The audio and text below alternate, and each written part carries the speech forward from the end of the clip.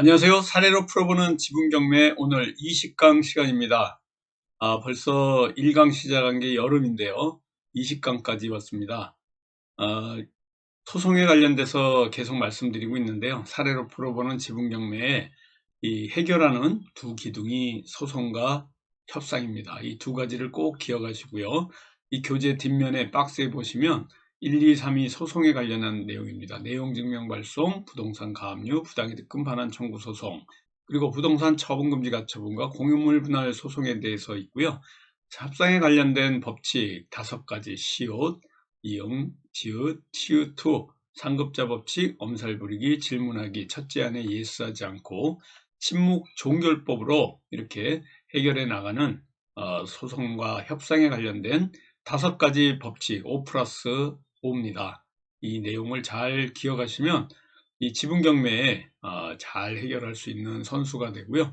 여러분들이 저한테 이제 물어보시는 분들이 주중에 많은데요. 지분경매를 더 심화 있게 공부하시려면 실전반을 통해서 실전 물건으로 실제 50% 이하에서 수익을 얻을 수 있는 물건을 고르는 요령이라든가 해결하는 방법에 대해서 더 깊은 이러한 그 내용까지 같이 공부해 나가시면 훨씬 수월하고 수익이 많이 내는 이러한 그 물건으로 또 공부해 나갈 수 있습니다.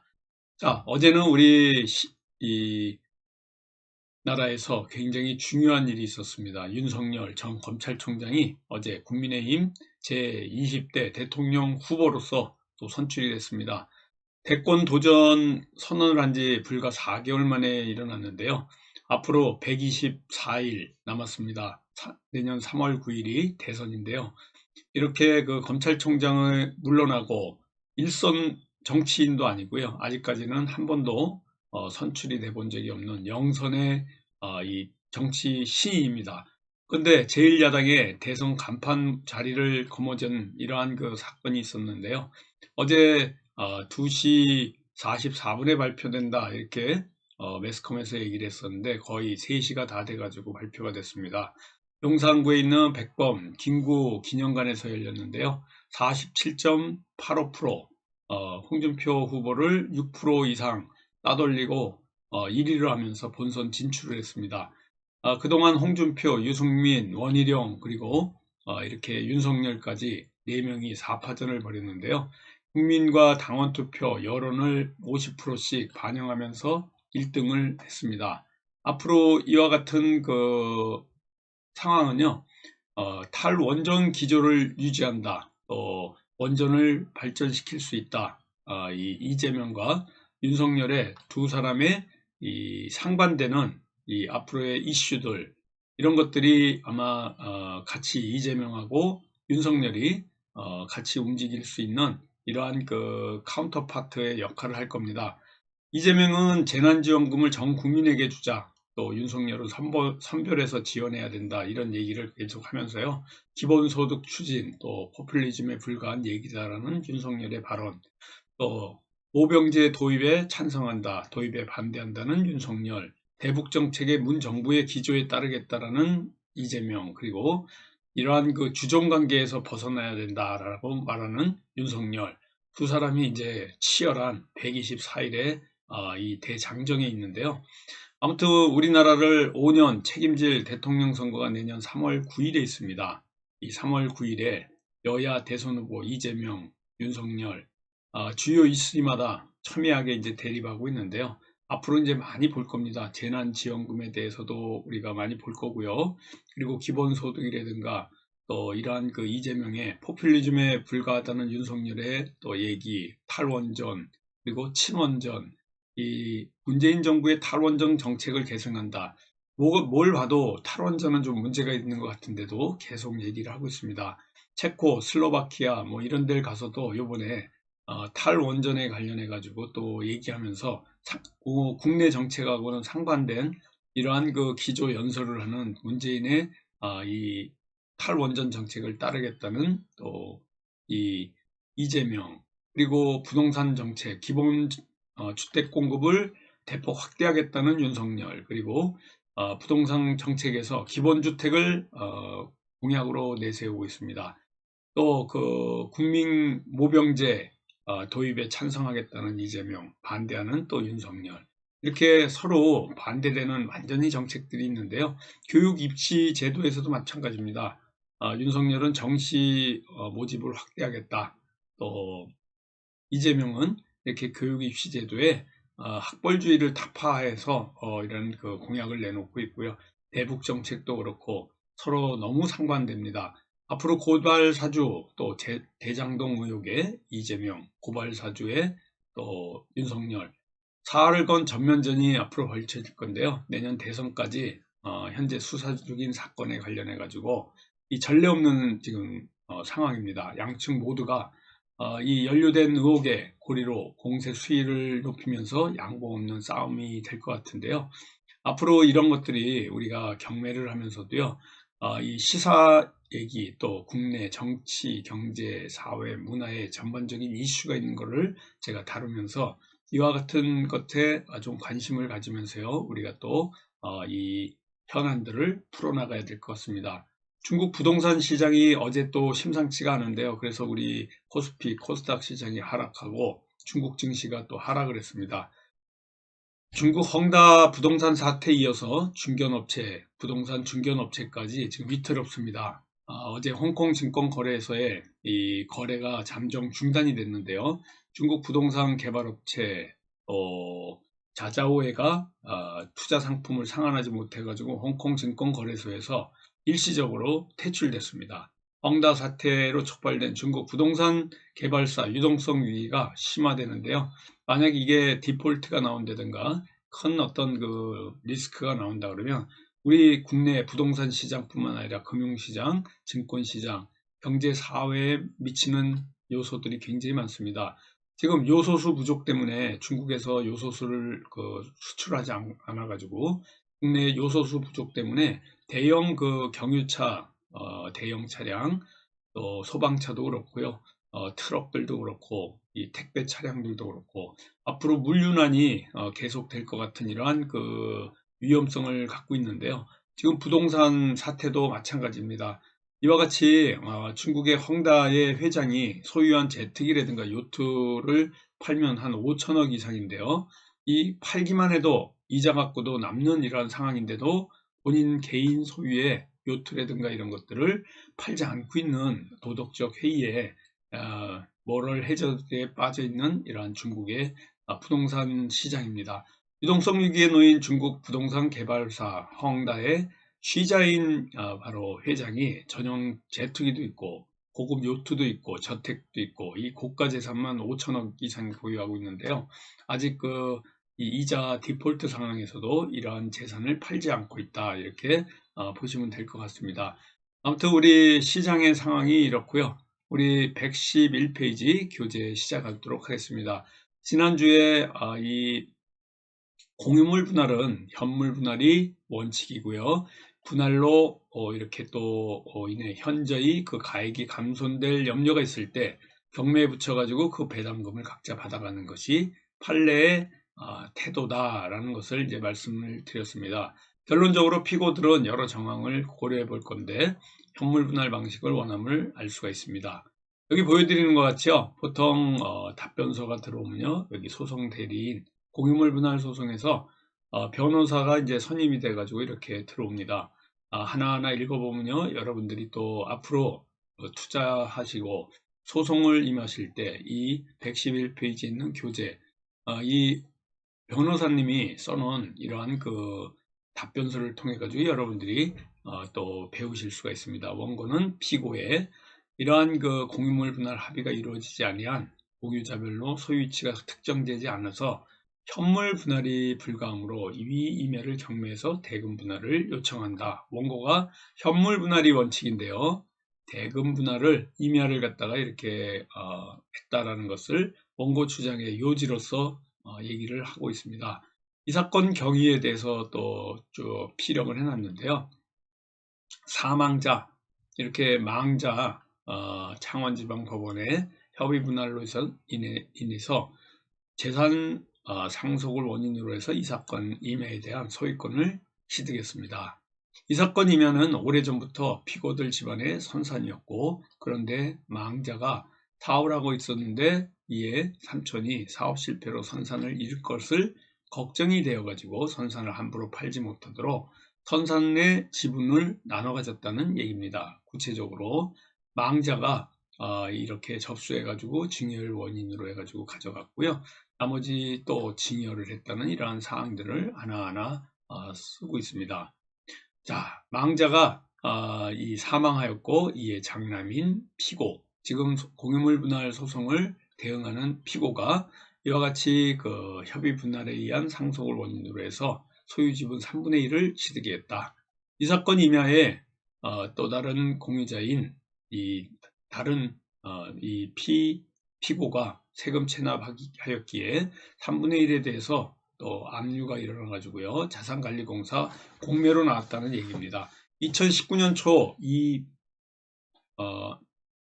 세금 체납이 장기화되면서 결국 공매가 이루어져서 원고가 이 공매를 통해서 낙찰받았다는 얘기를 길게 쭉 써놓은 것입니다. 사건의 개요죠. 우리한테는 굉장히 도움이 되게 전체 정리가 잘 되어 있습니다. 피고들은 원고로부터 공유지분 해소에 대해서 의논하고 싶다는 이런 내용 증명을 받았고, 피고가 이 낙찰자 주식회사예요. 대부분이 우리 이 제자분들은요, 공유물 분할 소송이라든가 이러한 경매를 통해서 물건을 입찰을 하기 위해서요, 대부분이 이제 그 개인 법인을 설립하게 됩니다. 개인이 하게 되면은 이제 이 비용의 증감 때문에 이 법인으로 이제 운영하시는 경우가 굉장히 많습니다. 부동산업자라고 소개하는 이러한 원고를 만났는데요. 이 사건 임야를 3,600만 원의 낙찰을 받았다. 다시 위 임야를 되찾고 싶다면 1억을 달라라고, 금액은 회장님께서 이야기해서 조정 가능하니 가족과 은하나가 알려달라고 이야기했습니다. 이에 피고인이 낙찰가를 비교했을 때 가격 배상 너무 크고 그만큼 돈이 없다 항의하자, 피고들은 원만하게 합의가 되지 않는다면 법원에 공유물 분할 소송을 해서 이 사건 임야 전체를 경매에 올려 판매 대금을 산등분하여 자신의 목을 받겠다. 선산 전체가 경매에 올라오면 몇 번이고 유찰시켜 가격이 낮춰 선산을 가격을 낮추어서 선산을 싼 값에 취득할 수 있는 방법도 있다라고 엄포를 놓았다고 이렇게 쭉 써놓습니다. 여러분들이 다 공유자하고 상담이나 협상을 하러 갈 때요, 바로 이렇게 이런 얘기들이, 여러분들이 한 얘기들이 전부 녹취가 돼 가지고요, 이 공유물 분할 소송에서 재판부에 제출하는 경우가 굉장히 많으니까 이와 같이 좀 엄포를 놓는 이러한 얘기들은 좀 삼가해야 된다라고 말씀드리고 싶습니다. 특히 선산 전체가 경매에 올라오면 몇 번이고 유찰시켜 가격을 낮추어 선산을 싼 값에 할 수 있는 방법, 물론 있습니다. 이렇게 할 수 있는 방법이 있는데요. 이런 방법들은 특급 비밀이기 때문에 여기서 탑 시크릿으로 이제 공개는 못합니다. 우리 실전반에서 이제 이러한 방법들을 제시하고 같이 공부하는 게 이제 실전반이기 때문에 거기서 이제 공개하는 거고요. 여기 유튜브 방송 이런 일반적인 공부를 하시는 곳에서는 제가 올려놓지 못합니다. 물론 이런 방법도 있다라고 말씀을 드릴 수가 있습니다. 재판에 의해서 공유물을 분할할 경우 현물 분할이 원칙입니다. 당연한 겁니다. 공유물 분할의 방법에 관하여 협의가 성립되지 아니한 때는 공유자는 법원에 그 분할을 청구할 수 있다. 이때 현물로 분할할 수 없거나 분할로 인해서 현저히 그 가액이 감손될 염려가 있을 때 법원은 물건의 경매를 명할 수 있다라고 이렇게 민법에 현물 분할 원칙에 관련해서 써놨습니다. 지금 교재 114페이지 이제 할 차례입니다. 재판에 의하여 공유물 분할을 하는 경우에 현물 분할이 원칙이나 대금 분할이 명하기 위한 요건에 대해서 재판에 의해서 공유물 분할하는 경우에 현물로 분할할 수 없거나 현물로 분할하게 되면 그 가액이 현저히 감손될 염려가 있을 때에는 물건의 경매를 명하여 대금 분할을 할 수 있는 것이고, 여기에서 현물로 분할할 수 없다라는 요건은 이를 물리적으로 엄격하게 해석할 것이 아니고 공유물의 성질, 위치, 이거 전부 판례에 있는 얘기예요. 여기 보시면은 이 판례입니다. 교재에 써 있는 거고요. 면적, 이용 상황, 분할 후에 사용 가치 등에 비추어 보아 현물 분할하는 것이 곤란하거나 부적당한 경우를 포함한다 라고 할 것이다. 현물로 분할을 하게 되면 현저히 그 가액이 감손될 염려가 있는 경우라는 것은 공유자의 한 사람이라도 현물 분할에 의하여 단독으로 소유하게 될 경우 그 가액이 분할 전의 소유 지분 가액보다 현저하게 감손될 염려가 있는 경우를 포함하는 것이다. 재판에 의하여 공유물을 분할하는 경우에 법원은 현물로 분할하는 것이 원칙이므로 불가피하게 대금 분할을 할 수밖에 없는 요건 가운데 객관적 구체적인 심리 없이 단순히 공유자들 사이의 분할의 방법에 관하여 의사가 합치하고 있지 않다는 등의 주관적, 추상적인 사정에 터잡아 함부로 대금 분할을 명하는 것은 허용될 수 없다라고 이렇게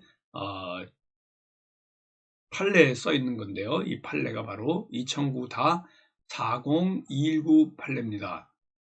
이 단독으로 소유하게 될 경우 그 소유하는 부분의 가액이 분할죄 전에 소유지분 가액보다 현저하게 감손될 염려가 있을 때도 포함한다. 이게 아주 중요한 사실이니까요. 오늘 제목에 올려놓은 것 같이 이 판례를 잘 보시고 이와 같은 이 114페이지에 있는 이 내용을 보시고요. 잘 숙지하시기 바라겠습니다.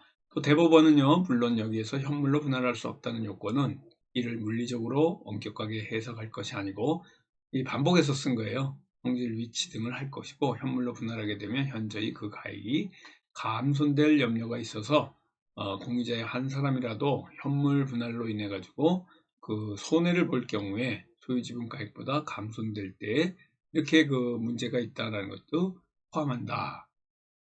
공유물 분할의 소는 형성의 소다. 형성의 소라는 것을 이제 얘기하고 있고요. 법원은 공유물 분할을 청구하는 원고가 구하는 방법에 구애받지 않고 자유로운 재량에 따라 합리적인 방법으로 공유물을 분할할 수 있을 것이므로 원고가 바라는 방법에 따라 현물 분할을 하는 것이 부적당하거나 이 방법에 따르면 그 가액이 현저히 감소될 수 있다. 그러면 막바로 대금 분할을 할 게 아니라 다른 방법에는 합리적인 현금 분할이 가능하면 현물 분할도 또 할 수 있다는 것을 얘기하고 있고요. 대법원은 공유물 분할의 방법으로 대금 분할을 명한 원심 판결을 파기한 바 있습니다. 그 지상에 피고 승계 참가인이 종회 소속 종원의 분묘가 있다면 이는 오히려 현물 분할을 필요로 하는 하나의 사정이 될 수 있는 것이다. 이 분묘 때문에 오히려 또 이렇게 조금 차이를 두는 경우가 있습니다. 이 사건이면은 피고들의 선산으로 조상들의 무덤이 대대로 모셔져 있습니다. 게다가 이 사건이면은 그 면적이 상당합니다. 또한 그 주변으로 묘지, 임야, 분할하더라도 위 임야의 부분별로 그 이용대가 현저한 차이가 있다 볼 수 없습니다. 따라서 이 사건 임야를 현물로 분할하는 것이 불가능하거나 현물 분할로 인해서 그 가액이 감손될 염려가 있다고 하기에는 단정짓기 어렵다. 그러므로 현물 분할로 해달라 이 판례를 지금 이 97-18-219 판례를 내세우면서 이와 같이 지금 피고 대리인이 얘기를 하고 있습니다. 여기까지가 116페이지고요. 다음 주에는 이제 117페이지 공유물 분할 방법에 관련된 내용들을 하나하나 또 공부해 나가도록 하겠습니다. 우리 이 지분경매에 이 사례로 풀어보는 지분경매 밴드를 찾고자 하시는 분요. 밴드 전체 검색란에서 이 지분경매라고 찾으셔서 노란 표지 찾아가지고 이렇게 들어오시면 될 것 같습니다. 우리가 매주 지분경매 실전반을 수시로 등록할 수 있게 이렇게 개강을 하고 있는데요. 매주 수요일 날이 개강입니다. 결국은 아무 때나 수시로 등록이 가능하고요. 6개월 과정으로 이와 같은 깊은 소송과 협상에 관련된 공부를 하는데요. 홍봉기 사무총장님 010-3033-9074번으로 문의하시면 됩니다. 등록을 위해서 이렇게 하시고요. 온라인 교육 200만원은 6개월 과정입니다. 등록하시고 온라인으로 6개월 과정 하시고요. 앞에 한 3년치까지 다 보시려면 똑같이 오프라인하고 같이 400만원인데요. 이 농협계좌에 넣으시기 전에 홍봉기 사무총장님하고 의논하시고요. 교대역 13번 출구 근처에 있는 강의실에서 있는데 아주 깊은 공부를 하실 수가 있습니다. 이 지분경매, 특수 지분경매입니다. 지분경매 중에 지분경매 안에서도 특수 물건을 하는 건데요. 이 30%에서 50% 사이에 낙찰가로 이제 수익을 극대화시킬 수 있는 방법, 또 이런 그 현물 분할과 또 대금 분할, 이와 같은 그 분할의 방법에 대해서 아주 우리가 방어하고 공격할 수 있는 이러한 노하우들을 여러분들에게 제시해주는 실전반을 통해서 여러분들하고 같이 공부합니다. 이번 주 수요일 10일 날도 공부하니까요. 여러분들이 같이 공부할 수 있게 우리 콩봉기 사무총장님하고 의논하시고 오시면 될 것 같습니다. 다음 주에 또 건강한 모습으로 찾아뵙도록 하겠습니다. 감사합니다. 안녕히 계십시오.